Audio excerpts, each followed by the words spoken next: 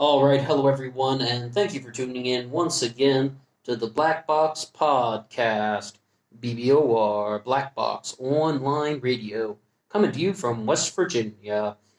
Today we're going to be diving into some of the subjects associated and related to the Illuminati. This is one of the things that kind of has to be divided into two separate sections. Of course, there was a group called the Illuminati, Bavaria, the 1800s, hundreds of years ago. You probably have somewhat of a familiarity with them. But then there also is this theory that there has been a resurgence of the Illuminati. It kind of comes in two different sections, that the Illuminati never went away, and then the other one is that it has been kind of resurfacing in a different way through the means of a few different individuals. In fact, there are just really countless theories about the way that this has taken shape. To cover some more of the kind of, I was about to say the more serious ones that I think people would take seriously first, I would probably want to look at just sort of the shapings of how a secret society would be operating in the 21st century. I gotta give the disclaimer. I'm not someone that just wants to throw out far out wacky stuff that might not possibly be true. When it comes to these things, I don't know what you guys are like. I'm like, I would want to know what is actually happening. You want to know the genuine truth, like what really is going on. Is there a definitive answer to the question? Is there an Illuminati that is going on in the world right now that is manipulating world events, that is trying to control things? What is the definitive answer? What is this group and what are they doing? Now, we can sort of have kind of a weird way to continue the subject. I found this one YouTuber named Eugenia Cooney. I believe I hope I'm pronouncing that right. I'd never heard of her before. She did a video on the Illuminati, and it was kind of disappointing because most of it was kind of just talking about like anime and stuff, and there was only a little bit that was actually on the Illuminati. But she said two sentences that I thought were quite interesting, and that was, if there were, or if there was an Illuminati in the present day, they probably wouldn't call themselves the Illuminati. And, I mean, like, when you sort of look at that first sentence, it's like, wouldn't this organization be trying to kind of either hide itself or masquerade itself as something else? And once you sort of entertain the possibility that there could be a group of individuals that are masterminding world events, that are micromanaging world events, then, if you're not going to call them the Illuminati, they could be very similar to some of the deep state theories out there, some of the things like the parallel government, the invisible government. There's so many different things. The shadow government's even another name for the way these things function. There are people like Kevin Shipp who would differentiate between the deep state and the shadow government, but the same basic principle, a group of individuals that is masterminding world events. And the deep state and the shadow government can also take different forms depending on which theorist you talk to. But if you're not going to identify the Illuminati as a group that is specifically calling themselves the Illuminati, you're really dealing with either a group that is going to be like the shadow government, maybe not the same thing, because the shadow government's almost exclusively American, and the Illuminati seems to be European and worldwide. But this also turns into something similar to the New World Order, the globalists. I mean, then it's all just kind of like coming together. But when we want to examine this, I just thought that was a very interesting way to point it out, that if there actually is this group that is masterminding world events, they probably wouldn't call themselves the Illuminati. But the other sentence that she said, we said there are two sentences in the whole video that actually seemed somewhat interesting. It was that the second one is that you should not trust the government. Because it goes back to that quote we said from Juvenal, who is there to guard the guards themselves? It is something that we always need to be aware of in our daily life, whether it's like your supervisor at work, or whether it's the police officers, or whether it's the local politicians, the state politicians, the national politicians. People make rules. And the rules aren't for the people who are making them. It's only for the people who do not have the power. If you have the power, you're going to be doing whatever you want. And you're going to try to use the rules to keep other people in order.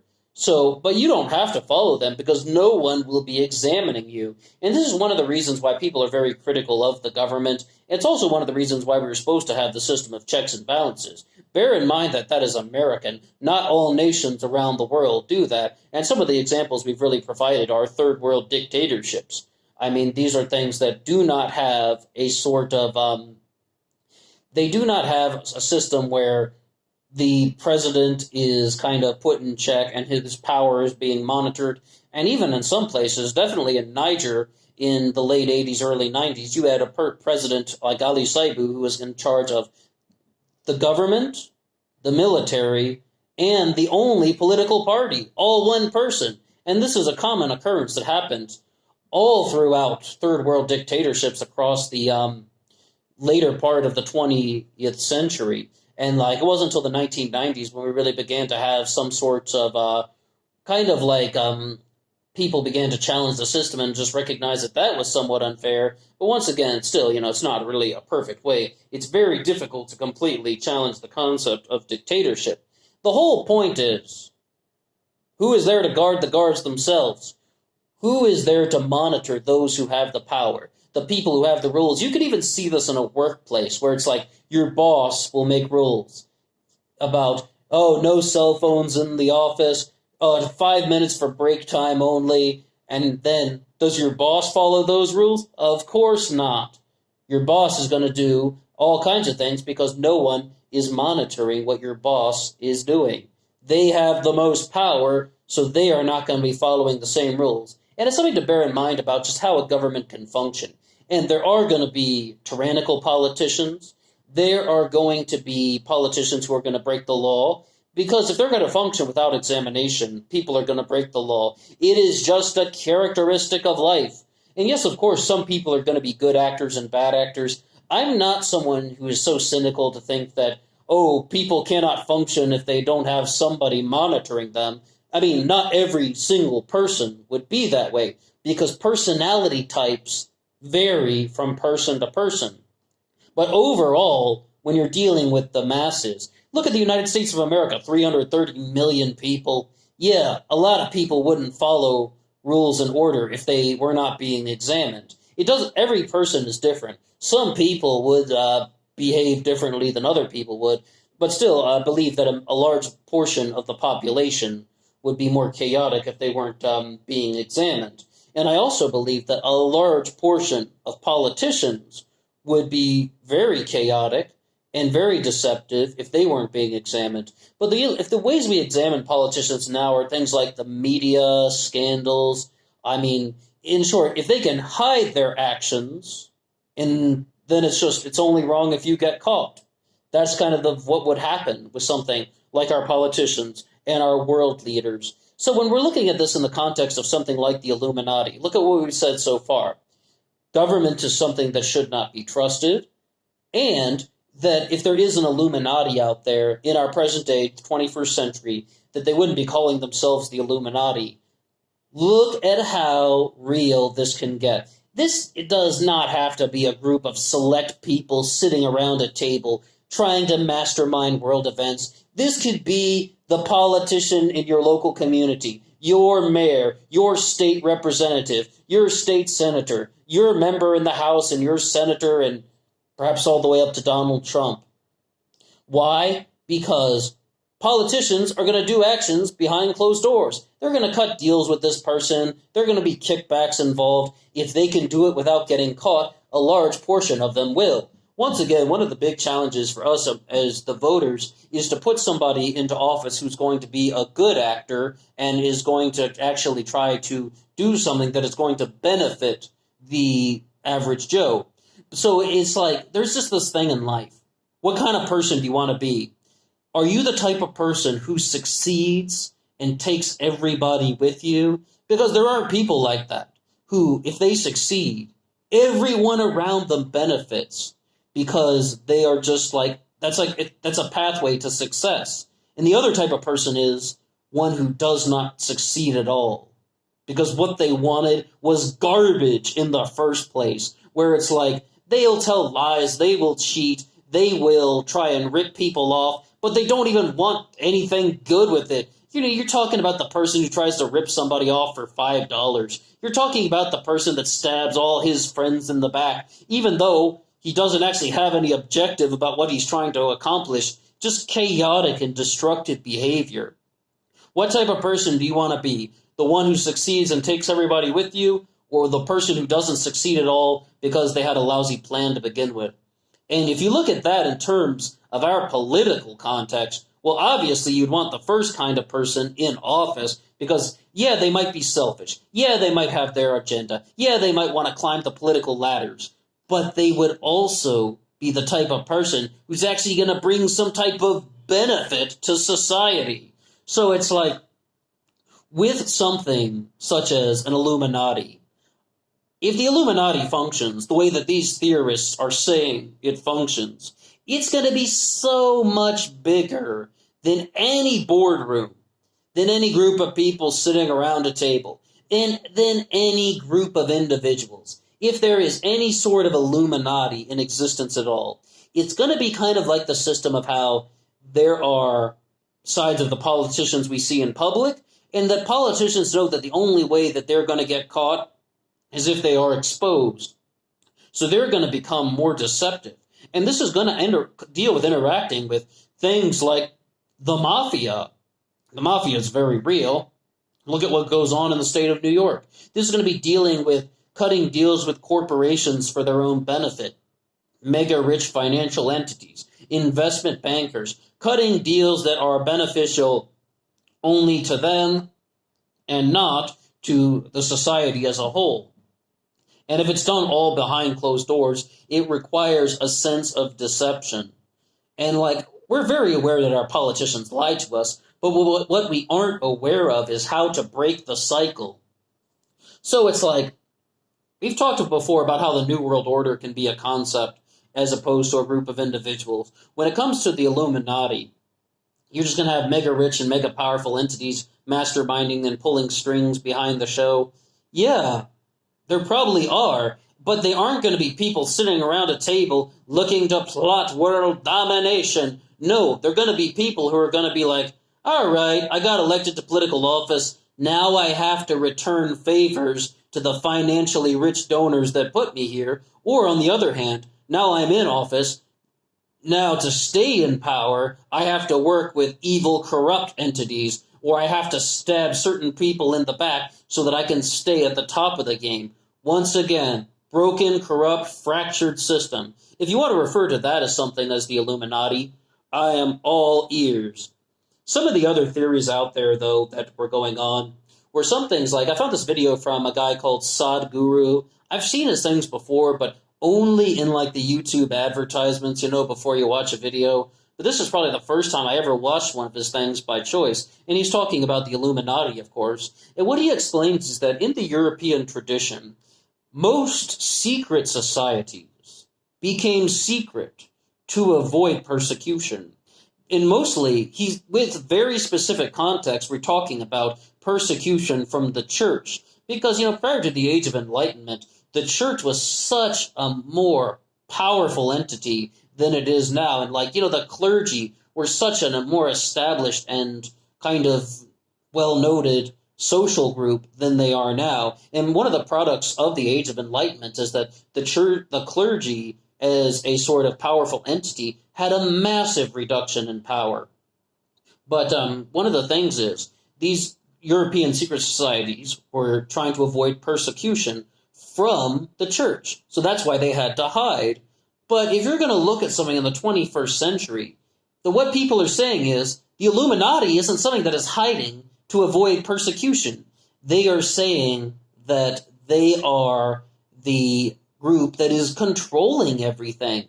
So they just need to hide in the shadows so they don't get exposed. All right, if you want to call that persecution, I can understand that on the one hand. But on the other hand, that sounds an awful lot like it's in complete contradiction to the tradition of how a secret society would have formed, hiding to avoid persecution. It sounds more like they're hiding to avoid exposure on a massive level, because the secret societies that he was talking about, they would have been hiding because they didn't want a more powerful entity to dominate them. But in this case, this society, like the Illuminati, as described by most conspiracy theorists, is the most powerful secret society in the world. So it's very hard for me to accept that you're going to have this group of individuals that is the Illuminati that are putting secret messages into our music and our music videos and our movies and our advertisements, and just about how maybe Ronald McDonald is actually an Illuminati figure, whatever. I'm sorry. I'm not on board with all that stuff just yet, only because I don't have the evidence. When you play the skeptic card, you will accept it if you have the evidence and you have the proof. But until then, you say, I'm just waiting for it and I don't accept your idea just yet. One of the biggest problems that skeptics do is they say, no, that's impossible. When in reality, the way that skepticism is kind of designed to function is, I'll believe it once I have the evidence, once I have the proof, once I hear a convincing argument, once I hear a better presentation. Sorry, snake oil salesman, I'm waiting for the double-blind study. But when you're going to examine other aspects of the Illuminati, some of the more far-out theories, which one of my absolute favorite conspiracies of all time, not the number one favorite, but in the top 10 favorite theories, is that the Illuminati is connected to everything, right? Well, what happened? Thousands of years ago, these people were engineered by aliens. Aliens came to Earth, the Anunnaki, and they engineered a certain group of people. We're talking about bioengineering, genetic engineering. They fused the chromosomes together, and they formed a new superhuman. Humans that were different than other people. And they became what? The 12 tribes of Israel. That's right. Jewish people are engineered by aliens. They have alien-engineered DNA. That's why they're different than other people. Ha ha ha! Aha! Eureka! That's it. Yeah, okay, I'm trying to keep a straight face while I'm explaining all this. So then what happens is you have things like the Jewish neighborhoods in Europe, the ghettos as they've been called, and then all of these times throughout history, the kind of people who are of the descendants of the 12 tribes of Israel are actually connected to the aliens. And when they form the secret societies like the Anunnaki and the Illuminati, I mean, the Illuminati works for the Anunnaki.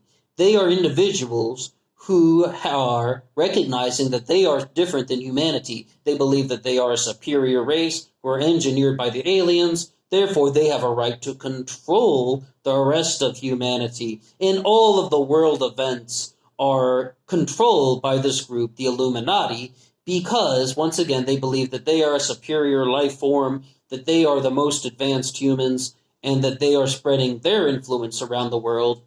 And this is done through things like literature. It's also connected to the protocols of the elders of Zion and all of these things. The only skeptical thing that I would say about that is something that we've mentioned once on the channel before, and that is the type of Daniel Pipes hypothesis. Daniel Pipes is a historian and commentator. I often talk about his work, but if I ever met him, I would probably kick him in the balls for selling out to rebel media. But anyway, he said something interesting about anti-Jewish conspiracy theories. To be honest with you guys, sorry, I don't think Jewish people were engineered by aliens. But it's like, what he said was just that in Europe, the Jewish people often had their own neighborhoods, they often intermarried, and they often had their own language, Yiddish. So it's like they were just kind of cut off from the rest of society. And people didn't understand them. They just didn't know, what is going on in the Jewish neighborhood. And it also became a very likely scapegoat. I mean, it was easy to blame them on, also because they frequently worked in banking. About Muslims and Christians not working in banking because of religious reasons, but Jewish people work in banking. All right, I mean, they didn't have they weren't forbidden to work in banking because of a religious reason. So you often had, a very easy scapegoat. That's his hypothesis anyway. But once again, I mean, I would definitely say that would make more sense than saying that aliens engineered the 12 tribes of Israel to spread kind of deceptive thought across the planet Earth, as well as forming the Illuminati to mastermind world events. And yes, all major world tragedies are connected to the Illuminati. They're all pre-planned by these Anunnaki engineered individuals. I mean, you can find that stuff on YouTube. It's not as easy to find as it used to. There used to be massive 3-hour presentations on the subject. But anyway, that's kind of just where we are now. I mean, I give that one I only give it the time of day because it's wacky. And sometimes you just kind of need that wacky stuff. I mean, it's a little bit hard to explain, but I mean, it's hard to explain, though, like in any sort of serious fashion, though. I don't personally subscribe to that theory. I just give it sort of like round of applause for creativity. All right, now let's move on to some real stuff, you know. But that's just kind of one of the theories that we've dealt with around the Illuminati. I think it's much more fascinating to talk about how the Illuminati can sort of exist as kind of just a representation of politicians working behind closed doors to micromanage and deal with corrupt entities, whether it could be something like the mafia, whether it could be something like a financial firm, and they're sort of rigging the system in their own favor. In short, there becomes this concentration of wealth and power that is using illegal means, working with illegal operations, not just something about, hey, the businesses and the politicians are in cahoots with contributions, but working with illegal measures to try and keep all the power and wealth for a certain group of people. I think that is much more fascinating than talking about how the Jews were engineered by aliens. All right, well, that's all I have to say for now. And what do you think about the Illuminati? What do you think about the statements that we put forward about how if they exist, they probably wouldn't call themselves the Illuminati? And as well as, do you believe that it is contrary to the European tradition of the way a secret society forms to say that, to say that they aren't hiding because of persecution, they are hiding because they are actually secretly running the show? What do you think about any statements that we put forward on this upload? And until next time.